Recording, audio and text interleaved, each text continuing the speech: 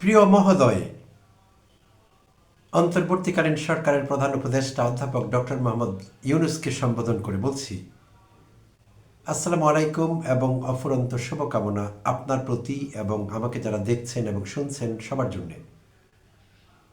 প্রিয় মহোদয়, আপনি চেষ্টা করছিলেন অন্ধের দেশে আয়না বিক্রি করবার।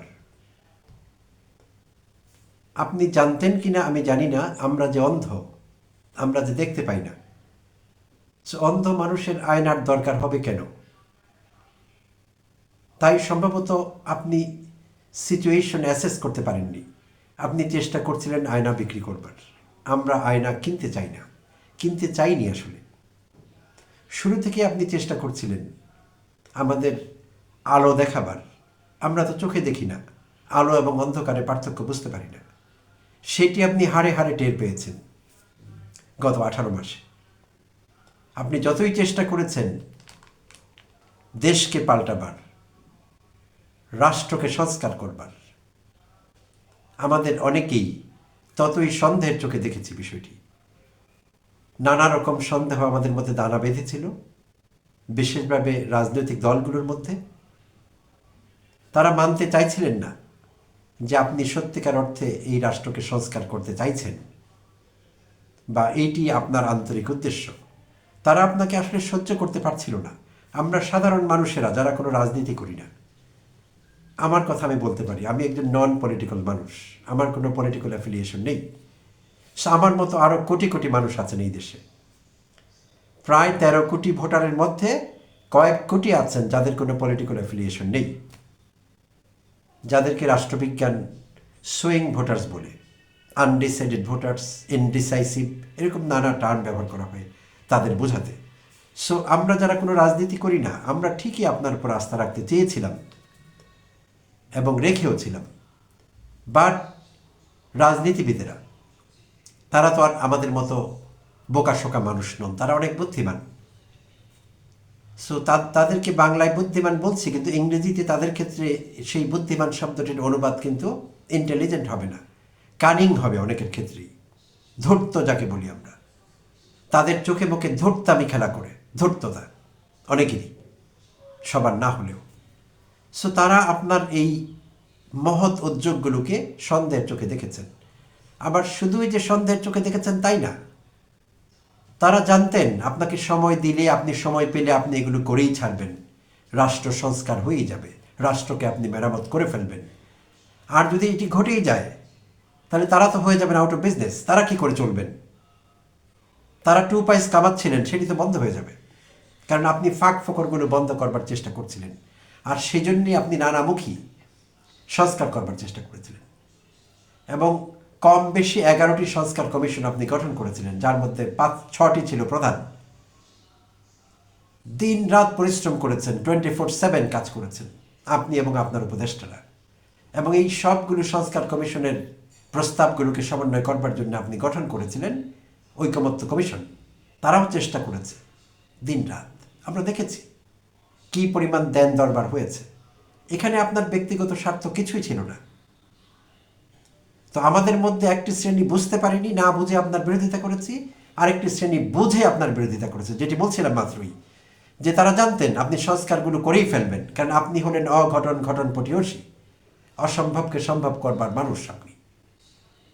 তাই সেই শ্রেণীটি যারা ধান্দাবাজ, কানিং, ধূর্ত, তারা তড়িৎ চাইছিলেন আপনাকে বিদায় করতে। তারা শুধু এই কথাই বলছিলেন, আপনি যান না কেন, নির্বাচিত সরকার এসে সংস্কার করবে, আপনি কেন করবেন এগুলো, এগুলো আপনার কাজ না। কিন্তু আপনি জানতেন ফ্রম উইদিন যে এই ধান্দাবাজেরা এই সংস্কার কাজগুলো কখনোই করবে না। যদিও তারা বলছিল নির্বাচিত সরকারের কাজ তারা এসে করবে, ব্লা ব্লা ব্লা, কিন্তু আমরা তাদেরকে চিনি তারা কারা। তারা কোনো সংস্কার কোনোদিন করেনি। দেশের ভালো হবে, জাতির ভালো হবে, মানুষের ভালো হবে, এরকম কোনো সংস্কার কোনোদিন তারা করেনি। বরং তারা সুযোগ পেলে সংবিধানকে কাটছাট করেছে। যেই সংবিধানের ধুয়ো অনেকেই তুলছে এখন, অনেকে ধর্মগ্রন্থের মতো জ্ঞান করছে 72 সংবিধানকে। সেই সংবিধানকেও তারা কাটাছেড়া করেছে যখন তাদের যেরকম প্রয়োজন, ম্যানিপুলেট করবার জন্য সিচুয়েশনকে। দুটো বড় দলই করেছে, আওয়ামী লীগ শুধু একা করেনি, বিএনপিও করেছে। তো শুধু দুটো উদাহরণ দেবো এখানে, কথা বেশি বাড়াবো না। বিএনপি 2004 সালে চতুর্দশ সংশোধনের মাধ্যমে অবসরপ্রাপ্ত বিচারপতিদের বয়স সীমা বাড়িয়েছে। কেন বাড়িয়েছে? কারণ তারা তত্ত্বাবধায়ক সরকারের প্রধান হিসাবে একজন বিচারপতি দরকার হবে। তো বিচারপতিদের বয়স সীমা 65 থেকে 67 করেছিল বিশেষ উদ্দেশ্যে।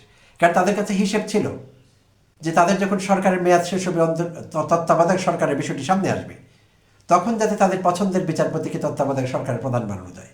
সো বিএনপি অসৎ উদ্দেশ্যে চতুর্দশ সংশোধনী করেছিল, সংবিধানকে কাঁচি চালিয়ে সংবিধানের বুকে, যাদের সংবিধানের জন্য অনেক মায়া।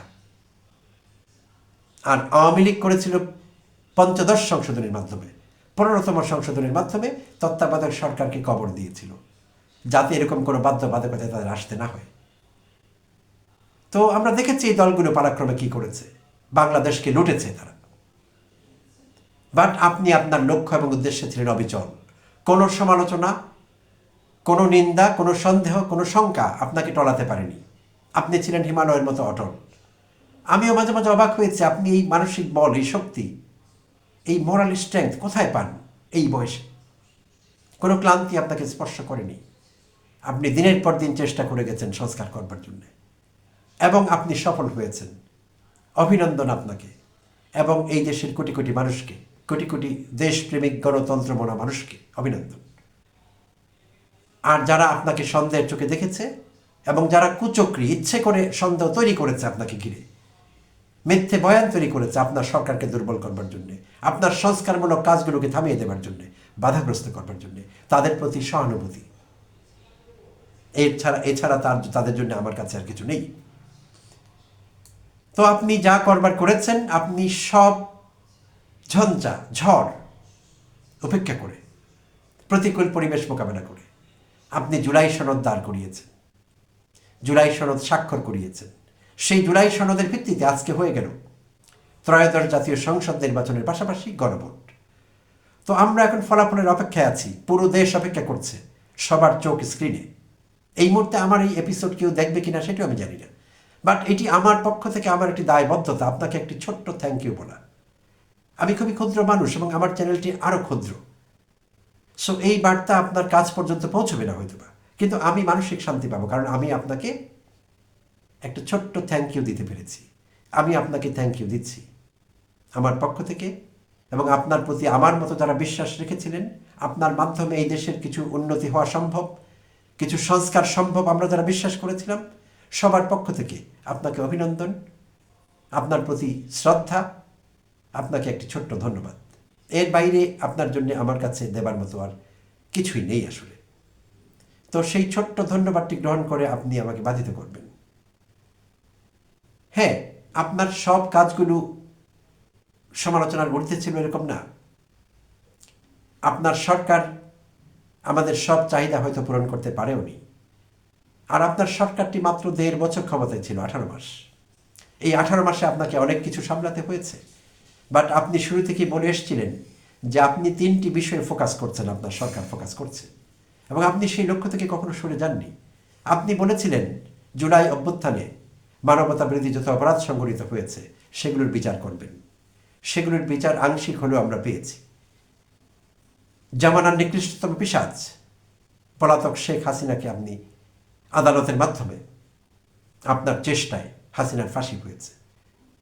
হাসিনার নৃশংস স্বরাষ্ট্রমন্ত্রী, সে অপদার্থ অযোগ্য মোসাহেব 5 মানুষটি এবং নৃশংস অ্যাট দ্য সেম টাইম, সে কামালের ফাঁসির আদেশ হয়েছে।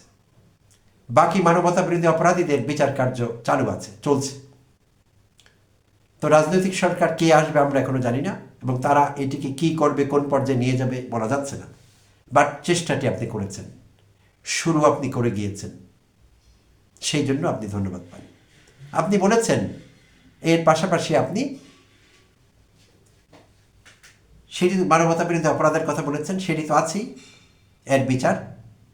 আপনি বলেছেন আপনি একটি সংস্কার কার্য চালাবেন, রাষ্ট্রকে সংস্কার করবার জন্য, মেরামত করবার জন্য যথেষ্ট করেছেন। সেটার ভিত্তিতে জুলাই সনদ প্রণীত হয়েছে, আমরা রায়ও দিয়েছি আজ।